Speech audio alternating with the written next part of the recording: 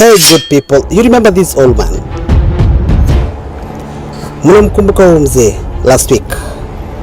Okay, now many of you are expecting a follow-up on the story of Mzee Bashir following the viral clip from KTN's Northeastern-based correspondent on the plight of 78 years old father in Garissa. But for interesting stories and current affairs, follow us on all our social media platforms at Delta TV Kenya.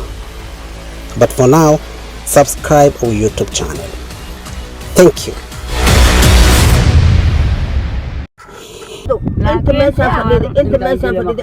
Now, if you're not familiar with the story of 78 years old homeless Bashir, let me give you some background history.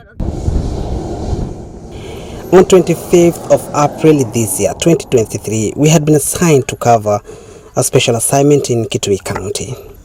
But along the highway, we came across this Somali elder. We stopped the car, thinking he was asking for a lift to Bangal, which most of the time they do. But his facial expression seemed pained, someone disturbed. We asked how we could help. He said he was hungry, in need of food and water. Hey, sisi kusikia njaa, man. We turned our vehicle around to locate for a shop or somewhere he could eat. But being in a remote area, it took us some time to find an eatery. It was a ride, literally. At least we reached the closest bistro where he was able to get something to eat. Now, with his consent, we recorded a video clip to connect him with family members or even well-wishers, anybody who will help.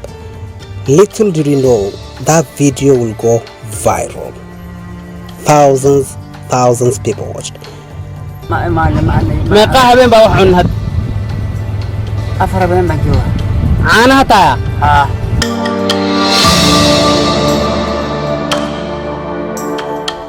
the story Mzee Bashir told us, has been a successful businessman in Garissa in early 80s and 90s. But he lost everything with a short period.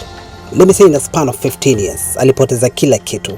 Now he's been reduced to abject poverty.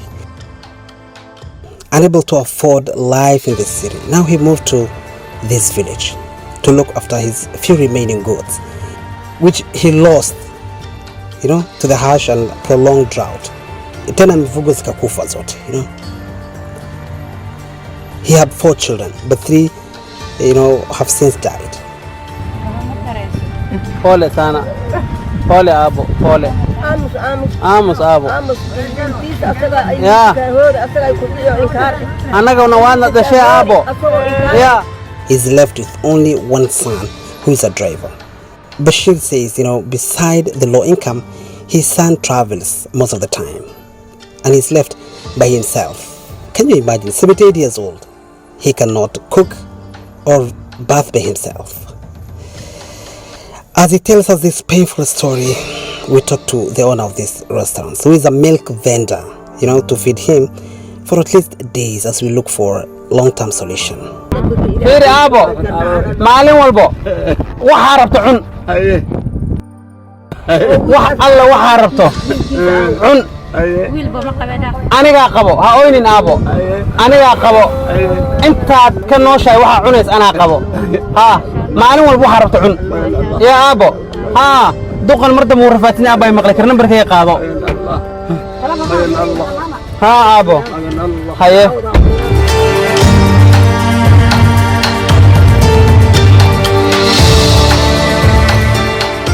3 days after we uploaded the clip, we were contacted by so many people. Watu masimu, tunataka kusaidia Mzee, who were ready to help the homeless father. Days later, we traveled, give a visit to the village again to look for Mr. Bashir.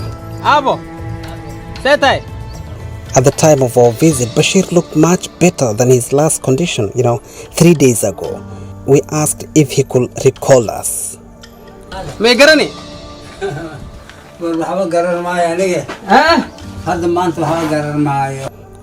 He said no, his age and he cannot recall anything. We introduced ourselves again. Man, wow. And his face is filled with joy. He was very, very happy. Now we sat down for a long chat. We talked. bal noloshaada nooga waran meeshan waxa ay keenay gabar inta degan haye oo gaari wadato haye oo leeyahay haween ya ana sakaraad xaqiiqa soo qaaday iyada iyo isaaq yaalda ko aan dhalay bas wax igu soo noqonay meel aan ka baxata malaha guri rid mala meeshaan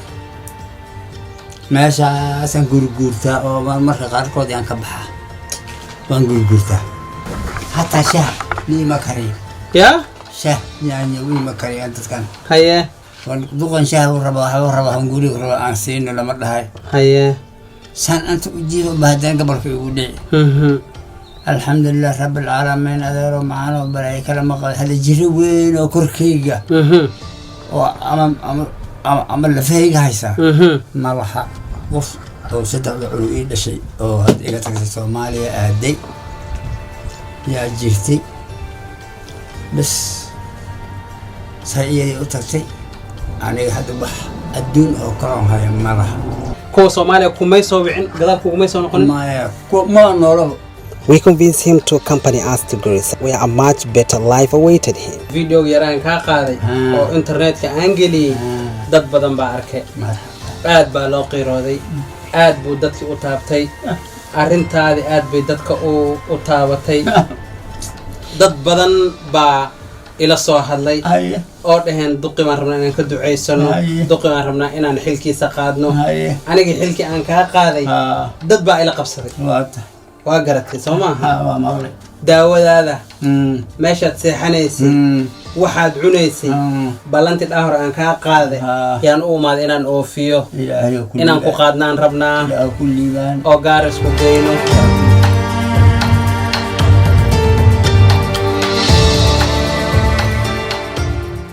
However, it was not easy since he was used to this environment. We were joined by former Garissa women representative aspirant Honorable Mulki Warsame, who was also who was looking for him after you watched the viral clip. Mulki was like, hey bro, wacha nikae na Mzee tu nimsaidie for the rest of his life, you know. Mulki was ready to take care of him. It took us hours and hours to convince him, but we agreed, yes, on one condition, that I, Hamza, will visit him on weekly basis at Honorable Mulki's home where he'll be staying. Alhamdulillah. Ashkurulillah. Abo. ماشي نسخو فيه مركن. اسم الله. يا. اسم الله الدنيا آخر الليلة. ماشي نسخو فيه. الله. وين القرآن سوا؟ وين باها؟ وجهها معها. ماشي وثق وين؟ وحنا على جاب بدري.